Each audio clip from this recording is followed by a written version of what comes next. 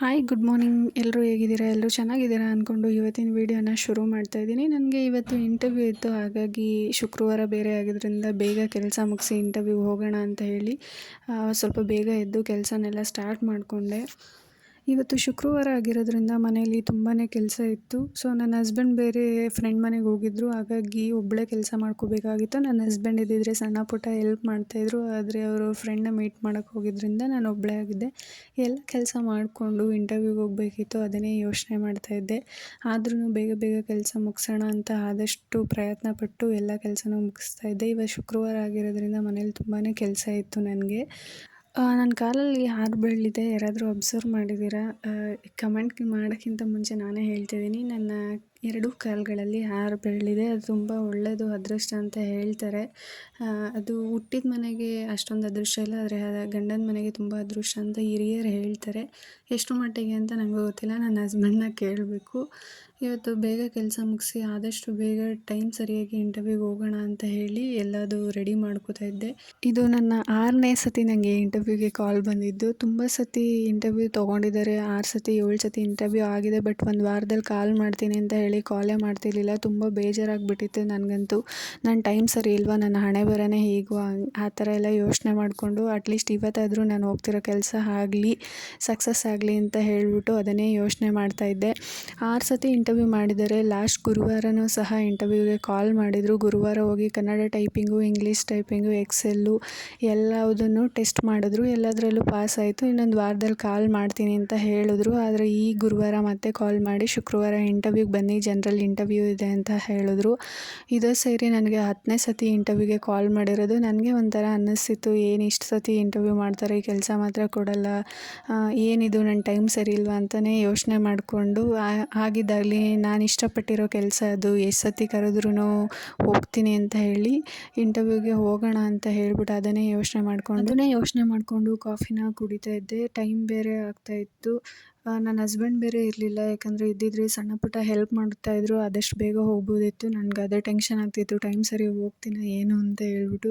ಬೇಗ ಹೋಗಿ ಸ್ನಾನ ಎಲ್ಲ ಮುಗಿಸ್ಕೊಂಡು ಬಂದೆ. ತಿಂಡಿ ಏನು ಮಾಡಬೇಕಂತ ನನಗೆ ಗೊತ್ತೇ ಆಗಿಲ್ಲ. ನನ್ನ ಹಸ್ಬೆಂಡ್ ಇದ್ದಿದ್ರೆ ಕೇಳ್ತಾ ಇದ್ದೆ ಏನು ಮಾಡಬೇಕು ಅಂತ. ಅವ್ರು ಏನಾದರೂ ಒಂದು ಮಾಡು ಅಂತ ಹೇಳ್ತಾಯಿದ್ರು. ಸೊ ನಾನು ಒಬ್ಬಳೇ ಇದ್ದಿದ್ದರಿಂದ ಏನಾದರೂ ಸಿಂಪಲಾಗಿ ಮಾಡ್ಕೊಳ್ಳೋಣ, ಬಂದು ಮಾಡಿದ್ರಾಯ್ತು ಅಂತ ಹೇಳ್ಬಿಟ್ಟು ರಾತ್ರಿ ಸಾಂಬಾರಿತ್ತು, ಅದಕ್ಕೆ ಅನ್ನ ಮಾಡ್ಕೊಳ್ಳೋಣ ಅಂತ ಹೇಳ್ಬಿಟ್ಟು ರೈಸಿಗೆ ಇಟ್ಟೆ. ಗೊತ್ತಿಲ್ಲ ಯಾಕೆ ಈ ಥರ ಆಗ್ತಿದೆ ಅಂತ ಹೇಳಿ. ತುಂಬಾ ಸ್ಟ್ರಗಲ್ ಮಾಡ್ತಾಯಿದ್ದೀನಿ ಆ ಕೆಲಸಕ್ಕೋಸ್ಕರ. ತುಂಬ ವರ್ಷಗಳಿಂದ ಟ್ರೈ ಮಾಡ್ತಾಯಿದ್ದೀನಿ, ಆದರೂ ಆಗ್ತಾಯಿಲ್ಲ. ಈ ಸತಿ ಆಗುತ್ತೆ ಅಂತ ಒಂದು ನಂಬಿಕೆಯಲ್ಲಿ ಹೋಗ್ತಾಯಿದ್ದೀನಿ. ಇದು ನನ್ನ 7ನೇ ಇಂಟರ್ವ್ಯೂ ಅನಿಸುತ್ತೆ. ಮ್ಯಾನೇಜರು ಎಲ್ಲರೂ ಕರೆದು ಟೆಸ್ಟ್ ಮಾಡ್ತಾರೆ, ಇಂಟರ್ವ್ಯೂ ಮಾಡ್ತಾರೆ, ಆದರೆ ಒಂದು ವಾರದಲ್ಲಿ ಕಾಲ್ ಮಾಡ್ತೀನಿ ಅಂತ ಏನೂ ಮಾಡಿರಲಿಲ್ಲ. ಬಟ್ ಈ ಸತಿ ಹೋಪ್ ಇದೆ ನನಗೆ ಕೆಲಸ ಸಿಗುತ್ತೆ ಅಂತ ಹೇಳ್ಬಿಟ್ಟು. ಶುಕ್ರವಾರ ಆಗಿರೋದ್ರಿಂದ ಇವತ್ತು ನಾನು ಕಳಶ ಶುಕ್ರವಾರ ತೆಗೆಯಲ್ಲ, ಗುರುವಾರನೇ ಎಲ್ಲ ಕ್ಲೀನ್ ಮಾಡಿ ಇಟ್ಕೋತೀನಿ. ನೆನ್ನೆ ಗುರುವಾರ ರಾಯರ ವಾರ ಆಗಿರೋದ್ರಿಂದ ನಾನು ರಾಯರನ್ನ ತುಂಬ ನಂಬ್ತೀನಿ, ಪ್ರೀತಿಸ್ತೀನಿ. ಹಾಗಾಗಿ ನೆನ್ನೆನೇ ಸ್ವಲ್ಪ ವಾರ ಮಾಡ್ಕೊಂಡಿದ್ದೆ. ಕಳಶ ಎಲ್ಲ ತೆಗೆದು ಎಲ್ಲ ತೊಳೆದಿಟ್ಟು ನೆನ್ನೆ ಗುರುವಾರ ಮಾಡಿದ್ದೆ. ನೆನ್ನೆ ಗುರುವಾರ ಆಗಿರೋದ್ರಿಂದ ಮನೆ ಕ್ಲೀನು ನೆನ್ನೆನೇ ಮಾಡ್ಕೊಂಡಿದ್ದೆ, ಮತ್ತು ಪಾತ್ರೆ ಎಲ್ಲ ರಾತ್ರಿಯೇ ತೊಳೆದಿಟ್ಟಿದ್ದೆ, ಯಾಕಂದರೆ ಬೇಗ ಟೈಮ್ ಸರಿ ಹೋಗೋಣ ಅಂತ ಹೇಳ್ಬಿಟ್ಟು. ಸೊ ದೇವ್ರ ಪೂಜೆನೂ ಸ್ಟಾರ್ಟ್ ಮಾಡಿಕೊಂಡು ಬೇಗ ಪೂಜೆ ಎಲ್ಲ ಮುಗಿಸೋಣ ಅಂತ ಹೇಳಿ ದೇವ್ರ ಪೂಜೆನೇ ಸ್ಟಾರ್ಟ್ ಮಾಡಿದೆ. ಯಾಕೋ ಕೂದಲು ತುಂಬ ಇರಿಟೇಟ್ ಮಾಡ್ತಾಯಿತ್ತು, ಹಾಗಾಗಿ ಒಂದು ಕ್ಲಿಪ್ ಹಾಕ್ಕೊಂಡು ಪೂಜೆನ ಸ್ಟಾರ್ಟ್ ಮಾಡೋಣ ಅಂತ ಹೇಳಿ ಮಾಡಿಕೊಂಡೆ. ನಾನು ದೇವ್ರ ಪೂಜೆ ಮಾಡ್ಬೇಕಾದ್ರೆ ಶ್ಲೋಕ ಹೇಳ್ಕೊಂಡು ದೇವ್ರ ಪೂಜೆ ಮಾಡ್ತೀನಿ. ಮತ್ತು ನನ್ನ ಹತ್ರ ಭಗವದ್ಗೀತೆ ಬುಕ್ ಇದೆ, ಅದನ್ನು ಸ್ವಲ್ಪ ಟೈಮ್ ಓದ್ತೀನಿ. ಮನಸ್ಸಿಗೆ ಒಂದು ಸ್ವಲ್ಪ ಶಾಂತಿ ಸಿಗುತ್ತೆ. ಆ ಕೆಲಸದ ವಿಚಾರವಾಗಿ ತುಂಬಾ ತಲೆ ಕೆಡಿಸ್ಕೊಂಡಿದ್ದೆ ನಾನು.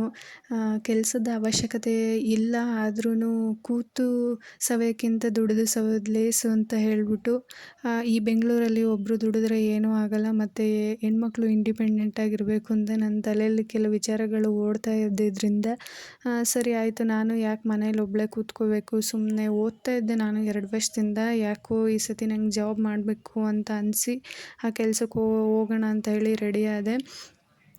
ಸಿಂಪಲ್ಲಾಗಿ ಒಂದು ಟಾಪು ಮತ್ತು ಒಂದು ಲೆಗ್ಗಿನ್ಸು ಫಾರ್ಮಲ್ಸ್ ಹಾಕ್ಕೊಂಡು ರೆಡಿ ಆಗ್ತಾಯಿದ್ದೆ.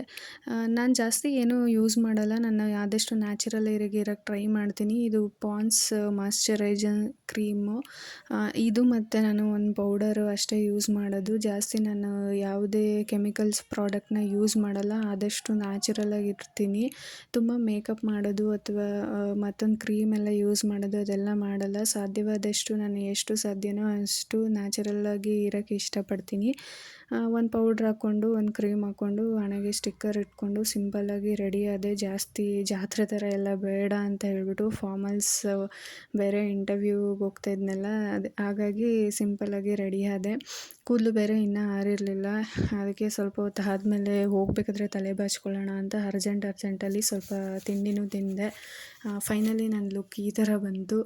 ಸಿಂಪಲ್ಲಾಗಿ ರೆಡಿಯಾಗಿದ್ದೀನಿ. ತುಂಬ ಜಾತ್ರೆ ಥರ ಏನು ಬೇಡ ಅಂತ. ನನ್ನ ಹಸ್ಬೆಂಡ್ ಬೇರೆ ಅದೇ ಟೈಮಿಗೆ ಬಂದರು. ಸರಿ ನಾನೇ ಬಿಡ್ತೀನಿ ಬಾ ಅಂತ ಹೇಳಿಬಿಟ್ಟು ಬಂದರು. ಅವರೇ ಡ್ರಾಪ್ ಮಾಡ್ತೀನಿ ಅಂತ ಹೇಳಿ ಕರ್ಕೊಂಡೋದ್ರು. ನಿಜವಾಗ್ಲೂ ಬೆಂಗಳೂರಲ್ಲಿ ಜೀವನ ಮಾಡೋದು ತುಂಬ ಕಷ್ಟ ಇದೆ. ಅದರಲ್ಲೂ ಈ ಟ್ರಾಫಿಕಲ್ಲಿ ಒಂದೇ ಒಂದು ಸತಿ 1 ಅವರ್ ಆಚೆ ಹೋಗಿದ್ದಕ್ಕೆ ನನಗೆ ಒಂಥರ ಅನಿಸ್ತಿತ್ತು.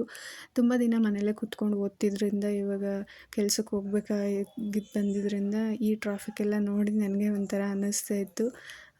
ಈ ಟ್ರಾಫಿಕಲ್ಲಿ ನಿಜವಾಗ್ಲೂ ಒಂದು ಜಾಗದಿಂದ ಒಂದು ಜಾಗಕ್ಕೆ ಹೋಗೋಕ್ಕೆ ತುಂಬಾ ಕಷ್ಟ. ಈ ಜನರು ಈ ಬ್ಯುಸಿ ಲೈಫು ಬೆಂಗಳೂರಲ್ಲಿ ತುಂಬ ಕಷ್ಟ.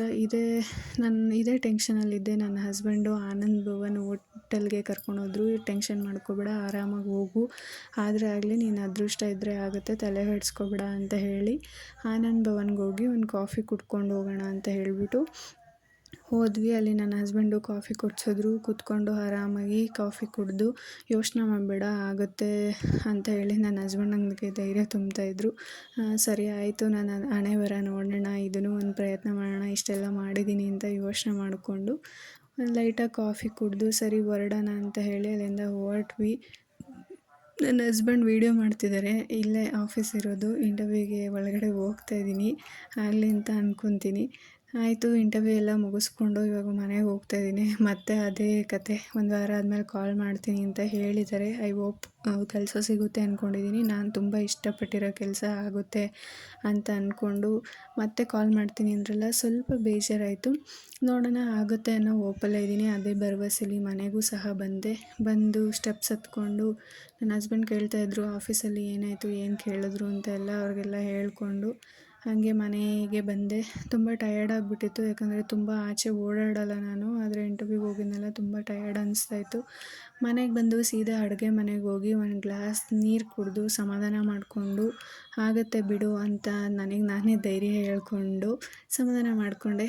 ಇವತ್ತಿನ ಬ್ಲಾಗ್ ನಿಮ್ಗೆ ಇಷ್ಟ ಆಗಿದೆ ಅನ್ಕೋತೀನಿ. ದಯವಿಟ್ಟು ನನ್ನ ಚಾನಲ್ನ ಸಬ್ಸ್ಕ್ರೈಬ್ ಮಾಡ್ಕೊಳ್ಳಿ, ಸಪೋರ್ಟ್ ಮಾಡಿ.